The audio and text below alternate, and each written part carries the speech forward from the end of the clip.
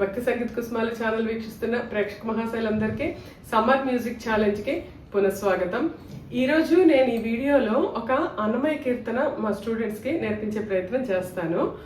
మీరు కూడా మీ ఇంటి వద్దనే ఉంటూ మీకు నచ్చిన సమయంలో వింటూ ప్రాక్టీస్ చేయండి. మ్యామ్, మేము నీవు తురగము మీద ముందు నేర్చుకున్నాం కదా, అదే పాట ఈరోజు కూడా చెప్పారా? మేము మర్చిపోయాము. ఓకే, చూసారు కదా, వీళ్ళకి ఆల్రెడీ నేను అంతకుముందు నేర్పించాను. నీవు తురగము మీద అనే ఒక అన్నమయ్య కీర్తన మోహన్ రాగంలో ఉంటుంది. అది ఆల్రెడీ వీళ్ళకి నేర్పించాను, కానీ చాలా రోజులు అయింది కదా, మర్చిపోయామంటున్నారు. సో ఒకసారి వాళ్ళకి రివిజన్ చేసినట్టు ఉంటుంది, మీకు కూడా నేర్చుకునే అవకాశం ఉంటుంది.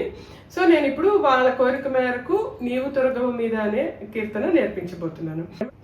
గర్మళ్ళ బాలకృష్ణ ప్రసాద్ గారికి మా ఈ కీర్తన ద్వారా అతనికి మా అందరి కృతజ్ఞతలు తెలియజేసుకుంటున్నాము. మాలాంటి వాళ్ళందరికీ అతను ఒక మంచి మార్గం మాకు తయారు చేసి ఇచ్చారు. సంగీతం నేర్చుకోవడానికి ఇంట్రెస్ట్ ఉన్న వాళ్ళకి, నేర్పించే టీచర్లకి అతను స్వరపరిచిన కృతులతో చాలా మంచి దారి మాకు చూపించారు.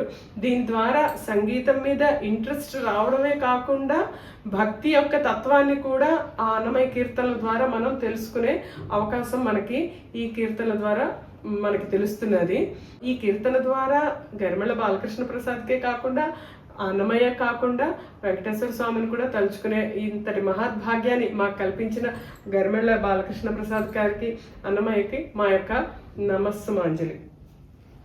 స్టార్ట్ చేద్దామమ్మ. ముందు ఒకసారి మోహన్ రాగం మీకు ఆల్రెడీ నేర్పించాను కదా, ఆరోహణ అవరోహణ చెప్తాను. ముందు ఆరోహణ అవరోహణ చెప్పిన తర్వాత మనం పాటలకు వెళ్తాం.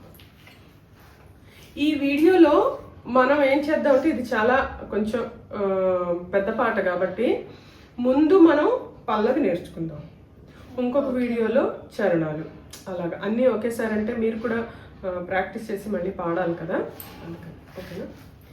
సరి గా పద సా, సరి గా పద సా, సాదా పగరి సా, సాదా పగరి సా, సరి గా పద సా, సరి గా పద సా, సాధా పగరి సా, సాదా పగరి సా, సరి గా పద సా, సరి గా పద సా, సాధా పగరి సా, సాదా పగరి సా.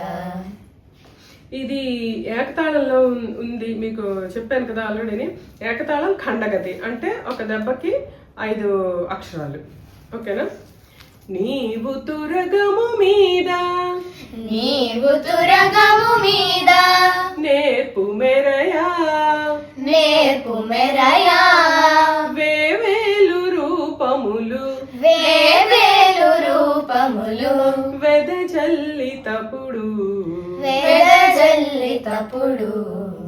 నీవు తురగము మీద, నీవు తురగము మీద, నేర్పు మెరయా, నేర్పు మెరయా, వేవేలు రూపములు, వేవేలు రూపములు, వెదజల్లి తప్పుడు, వెదజల్లి తప్పుడు. నీవు తురగము మీద నేర్పు మెరయా, నీవు తురగము మీద నేర్పు మెరయా. ఇక్కడ తురగము అంటే ఏంటి? గుర్రం. అంటే తురగం మీద ఎవరు వస్తున్నారు? గుర్రం మీద ఎవరు వస్తున్నారు? వెంకటేశ్వర స్వామి, విష్ణుమూర్తి. అంటే మనం ఇది ఒక అవతారంగా భావించవచ్చు. ఏ అవతారము అంటే మీకు కరెక్ట్, కల్కి అవతారంగా మనం భావించవచ్చు. మీరు ఈ మధ్యనే కల్కి సినిమా చూసి ఉంటారు కదా. అంటే దుష్ట శిక్షణార్థం, శిష్ట రక్షణార్థం. అంటే తప్పులు చేసిన వాళ్ళని శిక్షించడానికి, మంచి పనులు చేసిన వాళ్ళని రక్షించడానికి ఆ విష్ణుమూర్తి స్వయంగా తెల్లని రెక్కల గుర్రం మీద అతను ఇంతలాగా వస్తూ ఉంటారంట. అతను వస్తూ ఉంటే అతని నుంచి వచ్చిన వెలుగులతోటి శత్రువులందరూ చిత్తు అయిపోయారంట.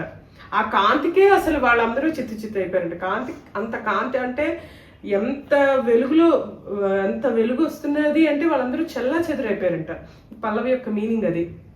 బాగుంది కదా? ఒకసారి మనం ప్రాక్టీస్ చేసుకుని మళ్ళీ నెక్స్ట్ వీడియోలో మీరు నాకు పల్లవి పాడిన తర్వాత చరణం నేర్పిస్తాను. ఓకేనా? ఓకేనండి. మీరు కూడా ఈ ముందు పల్లవి ప్రాక్టీస్ చేయండి. పల్లవి పాడిన తర్వాత మా పిల్లలు ప్రాక్టీస్ చేసి నెక్స్ట్ వీడియోలో మేము పల్లవి మొదటి చరణము నేర్పిస్తాను. మీరు కూడా పల్లవిని వీళ్ళతో పాటు కూర్చుని ప్రాక్టీస్ చేయండి. ధన్యవాదాలు.